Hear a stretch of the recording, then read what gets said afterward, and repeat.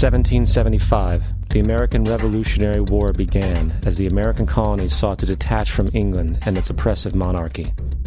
Though many reasons are cited for the revolution, one in particular sticks out as the prime cause: that King George III of England outlawed the interest-free, independent currency the colonies were producing and using for themselves, in turn forcing them to borrow money from the Central Bank of England at interest, immediately putting the colonies into debt. And as Benjamin Franklin later wrote, the refusal of King George III to allow the colonies to operate an honest money system which freed the ordinary man from the clutches of the money manipulators was probably the prime cause of the revolution. In 1783, America won its independence from England. However, its battle against the central bank concept and the corrupt, greed-filled men associated with it had just begun. So what is a central bank? A central bank is an institution that produces the currency of an entire nation. Based on historical precedent, two specific powers are inherent in central banking practice: the control of interest rates and the control of the money supply, or inflation. The central bank does not simply supply a government's economy with money, it loans it to them at interest. Then, through the use of increasing and decreasing the supply of money, the central bank regulates the value of the currency being issued. It is critical to understand that the entire structure of this system can only produce one thing in the long run: debt. It doesn't take a lot of ingenuity to figure this scam out. For every single dollar produced by the central bank is loaned at interest. That means every single dollar produced is actually the dollar plus a certain percent of debt based on that dollar. And since the central bank has the monopoly over the production of the currency for the entire country, and they loan each dollar out with immediate debt attached to it, where does the money to pay for the debt come from? It can only come from the central bank again, which means the central bank has to perpetually increase its money supply to temporarily cover the outstanding debt created, which in turn, since that new money is loaned out at interest as well, creates even more debt. The end result of this system without fail is slavery, for it is impossible for the government and thus the public to ever come out of the self-generating debt. The founding fathers of this country were well aware of this.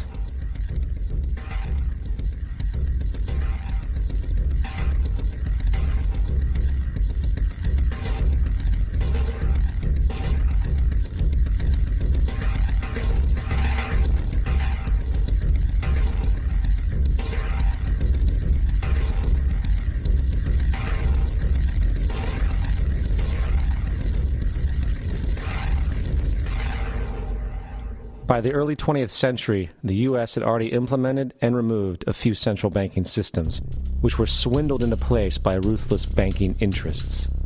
At this time, the dominant families in the banking and business world were the Rockefellers, the Morgans, the Warburgs, the Rothschilds. And in the early 1900s, they sought to push once again legislation to create another central bank. However, they knew the government and public were very weary of such an institution, so they needed to create an incident to affect public opinion. So, J.P. Morgan, publicly considered a financial luminary at the time, exploited his mass influence by publishing rumors that a prominent bank in New York was insolvent or bankrupt. Morgan knew this would cause mass hysteria, which would affect other banks as well. And it did. The public, in fear of losing their deposits, immediately began mass withdrawals. Consequently, the banks were forced to call in their loans, causing the recipients to sell their property, and thus a spiral of bankruptcies, repossessions, and turmoil emerged. Putting the pieces together a few years later, Frederick Allen of Life magazine wrote, "The Morgan interests took advantage to precipitate the panic, guiding it shrewdly as it progressed." Unaware of the fraud, the Panic of 1907 led to a congressional investigation headed by Senator Nelson Aldrich, who had intimate ties to the banking cartels and later became part of the Rockefeller family through marriage. The commission, led by Aldrich, recommended a central bank should be implemented so a panic like 1907 could never happen again. This was the spark the international bankers needed to initiate their plan. In 1910, a secret meeting was held at a J.P. Morgan estate on Jekyll Island off the coast of Georgia. It was there that the central banking bill called the Federal Reserve Act was written. This legislation was written by bankers, not lawmakers. This meeting was so secretive, so concealed from government and public knowledge that the 10 or so figures who attended disguised their names when en route to the island. After this bill was constructed, it was then handed over to their political frontman, Senator Nelson Aldrich, to push through Congress. And in 1913, with heavy political sponsorship by the bankers, Woodrow Wilson became president, having already agreed to sign the Federal Reserve Act in exchange for campaign support. And 2 days before Christmas, when most of Congress was at home with their families, the Federal Reserve Act was voted in, and Wilson in turn made it law. Years later, Woodrow Wilson wrote, in regret,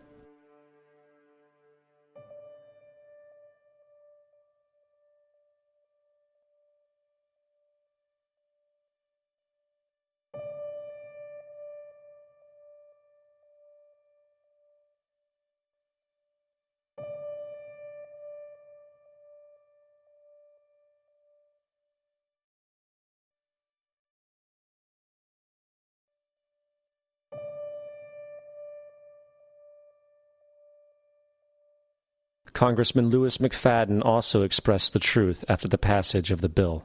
A world banking system was being set up here, a superstate controlled by international bankers, acting together to enslave the world for their own pleasure. The Fed has usurped the government. Now, the public was told that the Federal Reserve System was an economic stabilizer, and inflation and economic crises were a thing of the past.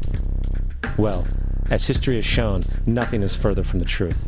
The fact is, the international bankers now had a streamlined machine to expand their personal ambitions. It's alive! It's alive! It's alive! For example, from 1914 to 1919, the Fed increased the money supply by nearly 100%, resulting in extensive loans to small banks and the public.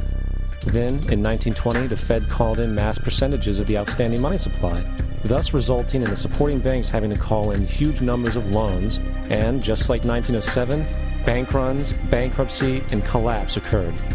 Over 5,400 competitive banks outside of the Federal Reserve System collapsed, further consolidating the monopoly of a small group of international bankers. Privy to this crime, Congressman Lindbergh stepped up and said in 1921, "Under the Federal Reserve Act, panics are scientifically created. The present panic is the first scientifically created one, worked out as we figure a mathematical equation." However, the panic of 1920 was just a warm-up. From 1921 to 1929, the Fed again increased the money supply, resulting once again in extensive loans to the public and banks. There was also a fairly new type of loan called a margin loan in the stock market. Very simply, the margin loan allowed an investor to put down only 10% of a stock's price, with the other 90% being loaned through the broker. In other words, a person could own $1,000 worth of stock with only $100 down. This method was very popular in the roaring 1920s, as everyone seemed to be making money in the market. However, there was a catch to this loan. It could be called in at any time and had to be paid within 24 hours. This is termed a margin call, and the typical result of a margin call is the selling of the stock purchased with the loan. So, a few months before October in 1929, J.D. Rockefeller, Bernard Baruch, and other insiders quietly exited the market, and on October 24, 1929, the New York financiers who furnished the margin loans started calling them in masse. This sparked an instantaneous, massive sell-off in the market, for everyone had to cover the margin loans. It then triggered mass bank runs for the same reason, in turn collapsing over 16,000 banks, enabling the conspiring international bankers to not only buy up rival banks at a discount, but to also buy up whole corporations at pennies on the dollar. It was the greatest robbery in American history. But that didn't stop there.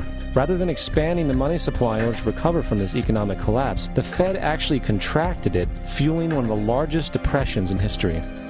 Once again outraged, Congressman Louis McFadden, a longtime opponent of the banking cartels, began bringing impeachment proceedings against the Federal Reserve Board, saying of the crash and depression, "It was a carefully contrived occurrence. International bankers sought to bring about a condition of despair so that they might emerge the rulers of us all." Not surprisingly, and after 2 previous assassination attempts, McFadden was poisoned at a banquet before he could push for the impeachment. Now, having reduced the society to squalor, the Federal Reserve bankers decided that the gold standard should be removed. In order to do this, they needed to acquire the remaining gold in the system. So, under the pretense of helping to end the Depression, came the 1933 gold seizure. Under the threat of imprisonment for 10 years, everyone in America was required to turn in all gold bullion to the Treasury, essentially robbing the public of what little wealth they had left. And at the end of 1933, the gold standard was abolished. If you look at a dollar bill from before 1933, it says it is redeemable in gold. You look at a dollar bill today, it says it is legal tender, which means it is backed by absolutely nothing. It is worthless paper. The only thing that gives our money value is how much of it is in circulation. Therefore, the power to regulate the money supply is also the power to regulate its value, which is also the power to bring entire economies and societies to its knees.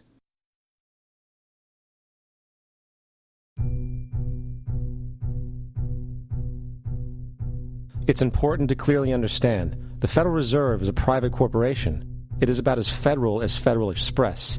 It makes its own policies and is under virtually no regulation by the U.S. government. It is a private bank that loans all the currency at interest to the government, completely consistent with the fraudulent central banking model that the country sought to escape from when it declared independence in the American Revolutionary War. Now, going back to 1913, the Federal Reserve Act was not the only unconstitutional bill pushed through Congress. They also pushed the federal income tax. It's worthwhile to point out that the American public's ignorance towards the federal income tax is a testament to how dumbed down and oblivious the American population really is. First of all, the federal income tax is completely unconstitutional, as it is a direct, unapportioned tax. All direct taxes have to be apportioned to be legal based on the Constitution. Secondly, the required number of states in order to ratify the amendment to allow the income tax was never met, and this has even been cited in modern court cases.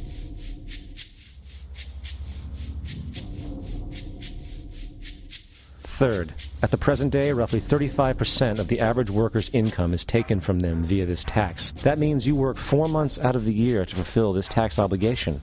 And guess where that money goes? It goes to pay the interest on the currency being produced by the fraudulent Federal Reserve Bank, a system that does not have to exist at all. The money you make working 4 months out of the year goes almost literally into the pockets of the international bankers who own the private Federal Reserve Bank. And fourth, even with the fraudulent government claim as to the legality of the income tax, there is literally no statute, no law in existence that requires you to pay this tax, period.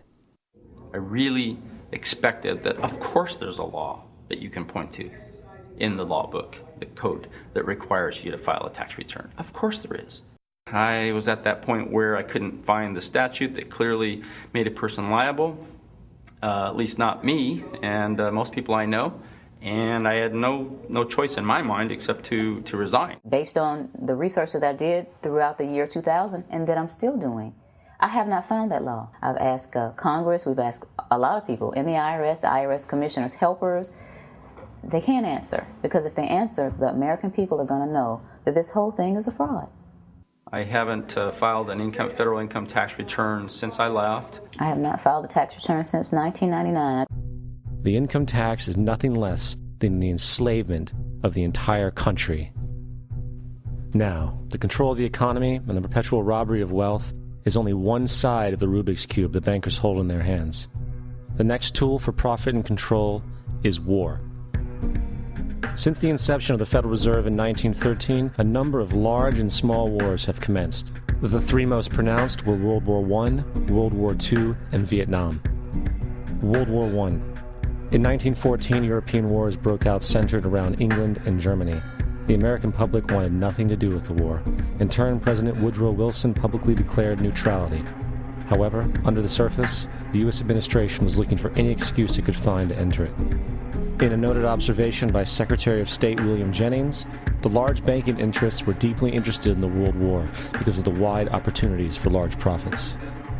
It's important to understand that the most lucrative thing that can happen for the international bankers is war, for it forces the country to borrow even more money from the Federal Reserve Bank at interest. Woodrow Wilson's top advisor and mentor was Colonel Edward House, a man with intimate connections with the international bankers who wanted in the war. In a documented conversation between Colonel House, Wilson's advisor, and Sir Edward Grey, the Foreign Secretary of England, regarding how to get America into the war, Grey inquired, What will Americans do if Germans sink an ocean liner with American passengers on board? House responded, I believe that a flame of indignation would sweep the United States, and that by itself would be sufficient to carry us into war. So, on May 7, 1915, on essentially the suggestion of Sir Edward Grey, a ship called the Lusitania was deliberately sent into German-controlled waters where German military vessels were known to be. And, as expected, German U-boats torpedoed the ship, exploding stored ammunition, killing 1,200 people. To further understand the deliberate nature of this setup, the German embassy actually put advertisements in the New York Times telling people that if they boarded the Lusitania, they did so at their own risk, as such a ship sailing from America to England through the war zone would be liable to destruction. In turn, and as anticipated, the sinking of the Lusitania caused a wave of anger among the American population, and America entered the war a short time after. The First World War caused 323,000 American deaths. J.D. Rockefeller made $200 million off of it. Not to mention the war cost about $30 billion for America, most of which was borrowed from the Federal Reserve Bank at interest, furthering the profits of the international bankers. World War II. On December 7, 1941, Japan attacked the American fleet at Pearl Harbor, triggering our entry into that war. President Franklin D. Roosevelt declared the attack was a day that will live in infamy. A day of infamy indeed, but not because of the alleged surprise attack on Pearl Harbor. After 60 years of surfacing information, it is clear that not only was the attack on Pearl Harbor known weeks in advance, it was outright wanted and provoked.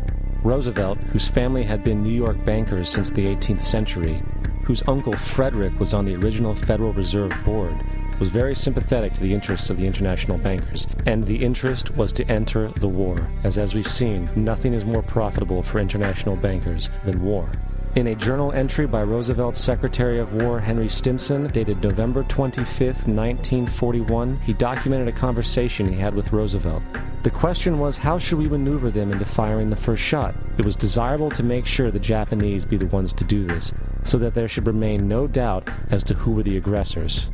In the months leading up to the attack on Pearl Harbor, Roosevelt had done almost everything in his power to anger the Japanese, showing a posture of aggression. He halted all of Japan's imports of American petroleum. He froze all the Japanese assets in the United States. He made public loans to nationalist China and supplied military aid to the British, both enemies of Japan in the war, which, by the way, is completely in violation of international war rules.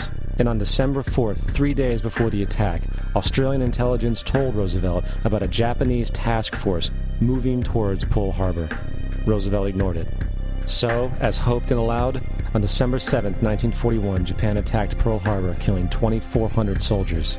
Before Pearl Harbor, 83% of the American public wanted nothing to do with the war. After Pearl Harbor, 1 million men volunteered for the war. It is important to note, Nazi Germany's war effort was largely supported by two organizations, one of which was called IG Farben. IG Farben produced 84% of Germany's explosives, and even the Zyklon B used in the concentration camps to kill millions. One of the unspoken partners of IG Farben was J.D. Rockefeller's Standard Oil Company in America. In fact, the German Air Force could not operate without a special additive patented by Rockefeller's Standard Oil. The drastic bombing of London by Nazi Germany, for example, was made possible by a $20 million sale of fuel to IG Farben by the Rockefeller Standard Oil Company. This is just one small point on the topic of how American business funded both sides of World War II. One other treasonous organization worth mentioning is the Union Banking Corporation of New York City. Not only did it finance numerous aspects of Hitler's rise to power, along with actual materials during the war, it was also a Nazi money laundering bank, which was eventually exposed for having millions of dollars of Nazi money in its vaults. The Union Banking Corporation of New York was eventually seized for violations of the Trading with the Enemy Act. Guess who the director and vice president of the Union Bank was? Prescott Bush, our current president's grandfather, and of course our former president's father. Keep that in mind when considering the moral and political dispositions of the Bush family. Vietnam. The United States' official declaration of war on North Vietnam in 1964 came after an alleged incident involving two U.S. destroyers being attacked by North Vietnamese PT boats in the Gulf of Tonkin. This was known as the Gulf of Tonkin Incident. This single situation was the catalytic pretext for massive troop deployment and full-fledged warfare. One problem, however: the attack on the U.S. destroyers by Vietnamese PT boats never happened. It was a completely staged event to have an excuse to enter the war. Former Secretary of Defense Robert McNamara stated years later that the Gulf of Tonkin incident was a mistake, while many other insiders and officers have come forward, relaying that it was a contrived farce, a complete lie. Once in the war, it was business as usual. In October 1966, President Lyndon Johnson lifted trading restrictions on the Soviet bloc, knowing full well that the Soviets were providing upwards of 80% of North Vietnam's war supplies. Consequently, Rockefeller interests financed factories in the Soviet Union, which the Soviets used to manufacture military equipment and send it to North Vietnam. However, the funding of both sides of this conflict was only one side of the coin. In 1985, Vietnam's rules of engagement were declassified. This detailed what American troops were and were not allowed to do in the war. It included absurdities like North Vietnamese anti-aircraft missile systems could not be bombed until they were known to be fully operational. No enemy could be pursued once they crossed the border of Laos or Cambodia. And most revealing of all, the most critical strategic targets were not allowed to be attacked unless initiated by high military officials. Apart from these imposed ludicrous limitations, North Vietnam was informed of these restrictions and therefore could base entire strategies around the limitations of the American forces. This is why the war went on so long. And the bottom line is this: the Vietnam War was never meant to be won, just sustained. This war for profit resulted in 58,000 American deaths and 3 million dead Vietnamese. So, where are we now? September 11th was the jumpstart for what is now an accelerated agenda by the ruthless elite. It was a staged war pretext no different than the sinking of the Lusitania, the provoking of Pearl Harbor, and the Gulf of Tonkin lie. In fact, if 9/11 wasn't a planned war pretext, it would be an exception to the rule. It has been used to launch 2 unprovoked illegal wars, one against Iraq and one against Afghanistan. However, 9/11 was a pretext for another war as well, the war against you. The Patriot Act, Homeland Security, the Military Tribunals Act, and other legislations are all completely and entirely designed to destroy your civil liberties and limit your ability to fight back against what is coming. Currently in the United States, unannounced to most brainwashed Americans, your home can be searched without a warrant, without you being home. You can in turn be arrested with no charges revealed to you, detained indefinitely with no access to a lawyer, and legally tortured, all under the suspicion that you might be a terrorist. If you need a painted picture of what is happening in this country, let's recognize how history repeats itself. In February 1933, Hitler staged a false flag attack, burning down his own German parliament building, the Reichstag, and blamed it on communist terrorists. In the next few weeks, he passed the Enabling Act, which completely eradicated the German Constitution, destroying people's liberties. He then led a series of preemptive wars, all justified to the German people as necessary to maintaining homeland security.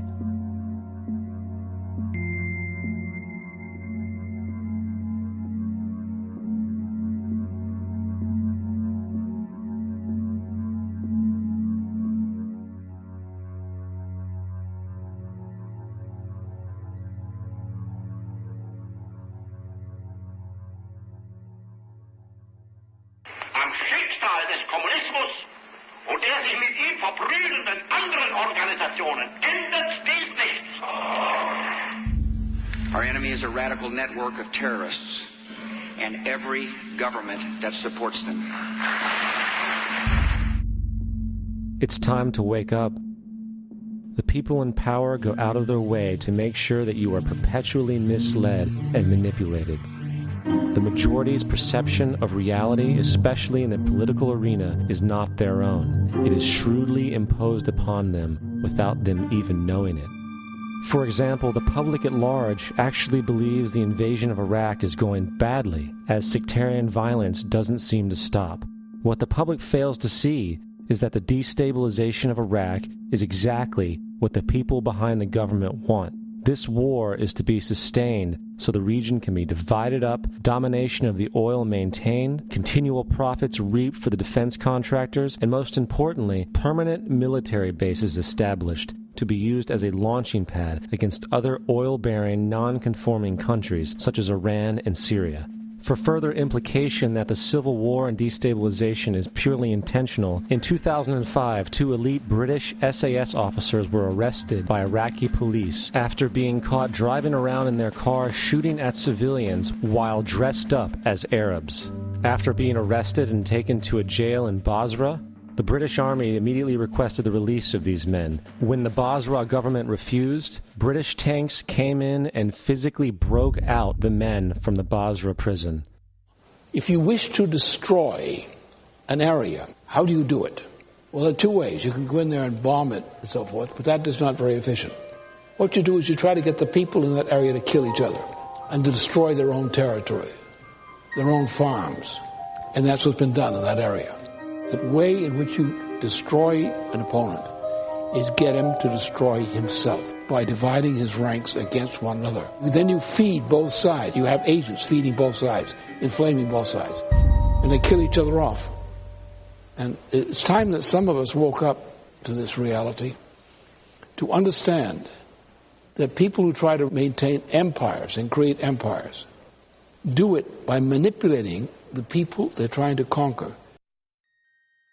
You might want to ask yourself why the entire culture is utterly saturated with mass media entertainment from all sides, while the educational system in America continues its stupefying downward slide since the U.S. government decided to take over and subsidize the public school system. What your government pays for, it gets. When we understand that, then we look at government-financed institutions of education and see the kind of students and the kind of education that's being turned out by these government-financed schools. Logic will tell you that if what is being turned out in those schools was not in accord with what the state and the federal government wanted, then it would change it.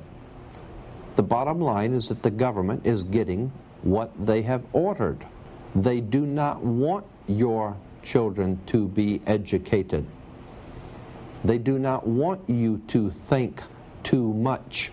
That is why our country and our world has become so proliferated with entertainments, mass media, television shows, amusement parks, drugs, alcohol, and every kind of entertainment to keep the human mind entertained, so that you don't get in the way of important people by doing too much thinking. You had better wake up and understand that there are people who are guiding your life and you don't even know it. We're in a lot of trouble because you people and 62 million other Americans are listening to me right now, because less than 3% of you people read books. Because less than 15% of you read newspapers. Because the only truth you know is what you get over this tube.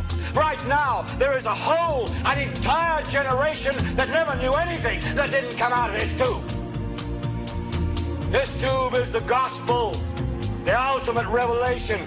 This tube can make or break presidents, popes, prime ministers. This tube is the most awesome goddamn force in the whole godless world. And woe is us if it all falls into the hands of the wrong people. And when the largest company in the world controls the most awesome goddamn propaganda force in the whole godless world, who knows what shit will be peddled for truth on this network. So you listen to me.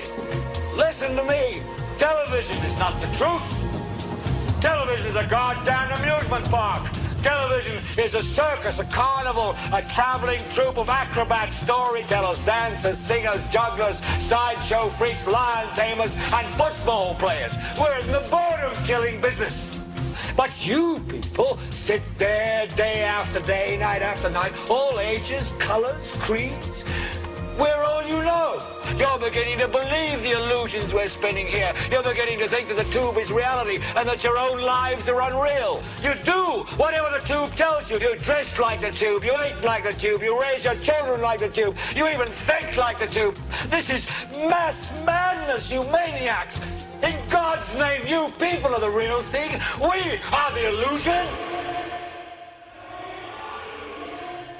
The last thing the men behind the curtain want is a conscious, informed public capable of critical thinking, which is why a continually fraudulent zeitgeist is output via religion, the mass media, and the educational system. They seek to keep you in a distracted, naive bubble, and they are doing a damn good job of it. In 2005, an arrangement between Canada, Mexico, and the United States was made.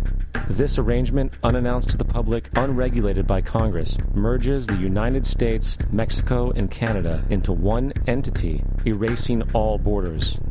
It's called the North American Union, and you might want to ask yourself why you've never heard of this. In fact, there is only one mainstream reporter who has actually heard of and has had the courage to cover this issue.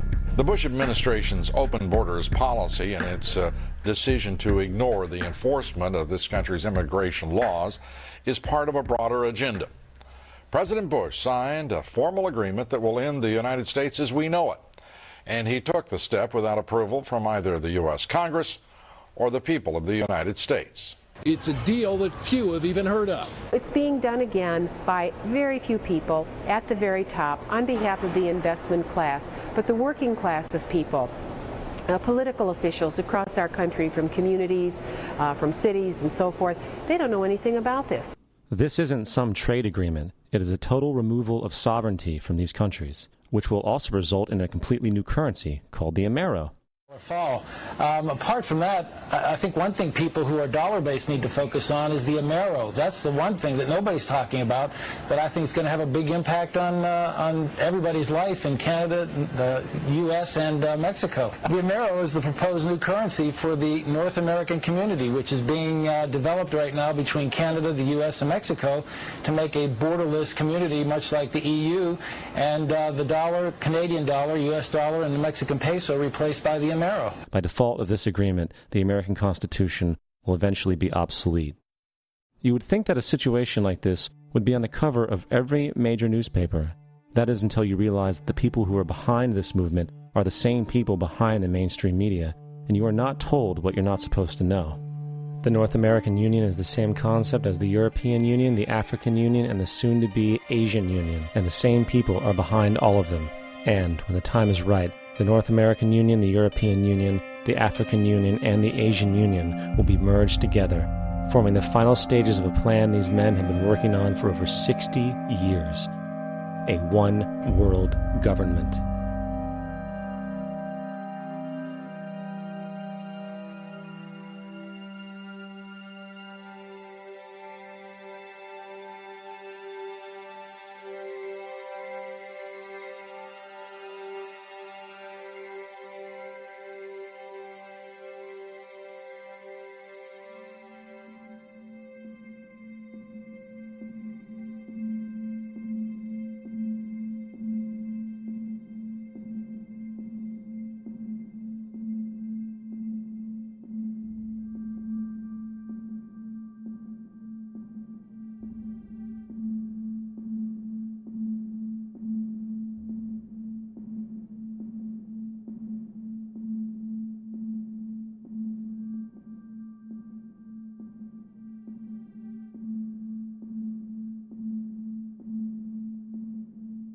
One bank, one army, one center of power.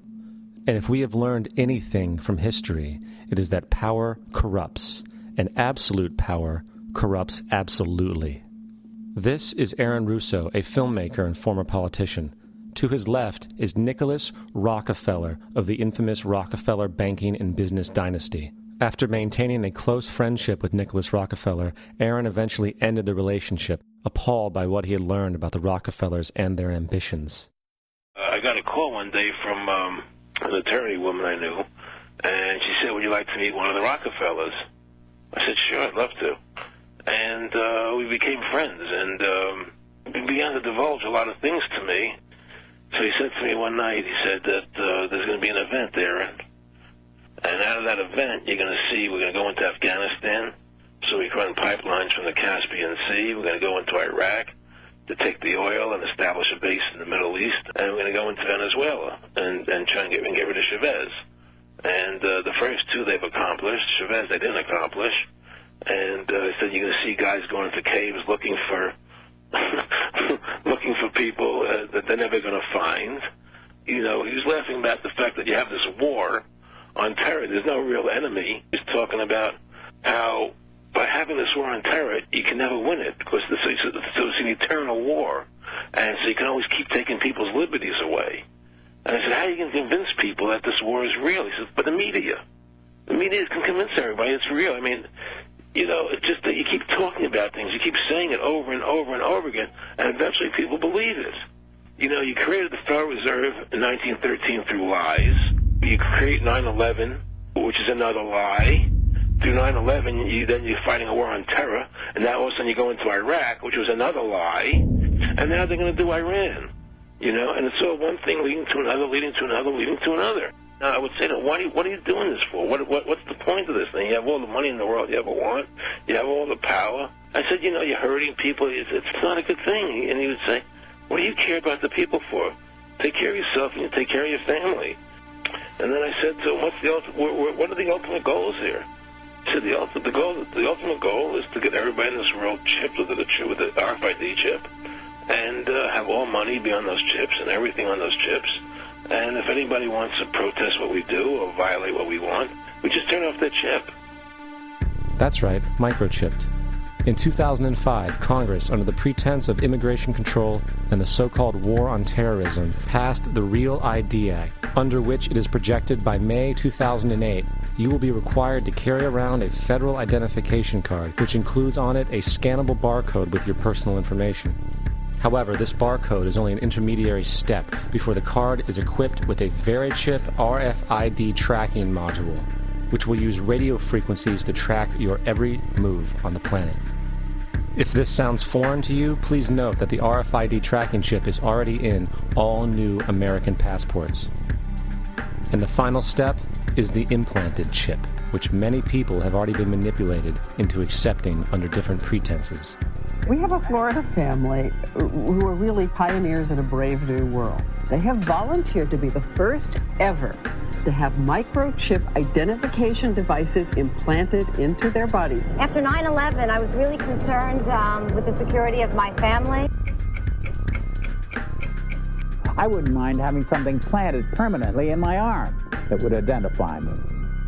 In the end, everybody will be locked into a monitored control grid where every single action you perform is documented. And if you get out of line, they can just turn off your chip, for at that point in time, every single aspect of society will revolve around interactions with the chips. This is the picture that is painted for the future if you open your eyes to see it. A centralized one-world economy where everyone's moves and everyone's transactions are tracked and monitored, all rights removed. The most incredible aspect of all. These totalitarian elements will not be forced upon the people. The people will demand them. For the social manipulation of society through the generation of fear and division has completely detached humans from their sense of power and reality. A process which has been going on for centuries, if not millennia. Religion, patriotism, race, wealth, class, and every other form of arbitrary, separatist identification and thus conceit has served to create a controlled population, utterly malleable in the hands of the few. Divide and conquer is the motto, and as long as people continue to see themselves as separate from everything else, they lend themselves to being completely enslaved. The men behind the curtain know this, and they also know that if people ever realize the truth of their relationship to nature and the truth of their personal power, the entire manufactured zeitgeist they prey upon will collapse like a house of cards.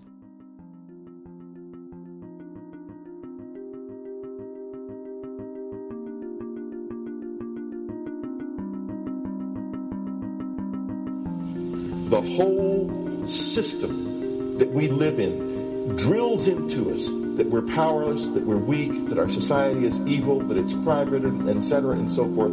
It's all a big, fat lie. We are powerful, beautiful, extraordinary.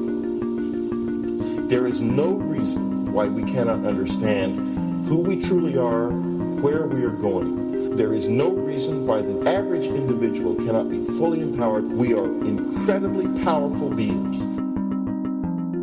You know, I think I spent 30 years of my life, in the first 30, trying to become something. I wanted to become good at things. I wanted to become good at tennis. I wanted to become good at school and grades and everything I kind of viewed in that perspective. I'm not okay the way I am, but if I got good at things, I realized that I had the game wrong. That the game was to find out what I already was. Find out what I already was.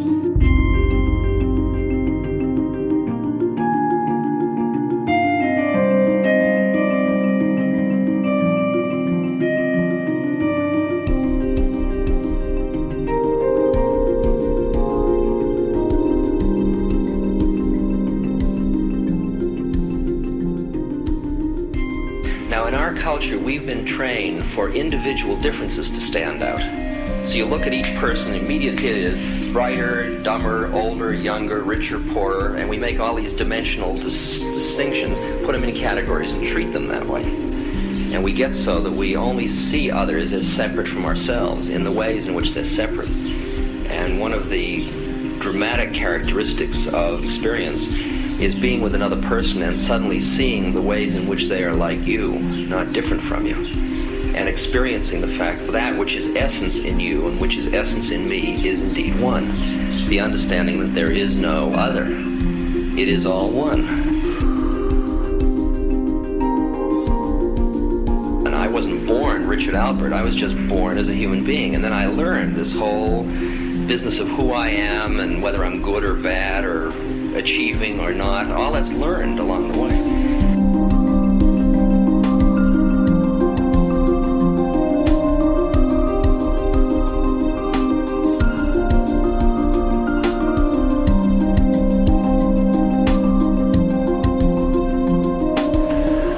The old appeals to racial, sexual, and religious chauvinism, to rabid nationalist fervor, are beginning not to work. A new consciousness is developing which sees the earth as a single organism and recognizes that an organism at war with itself is doomed.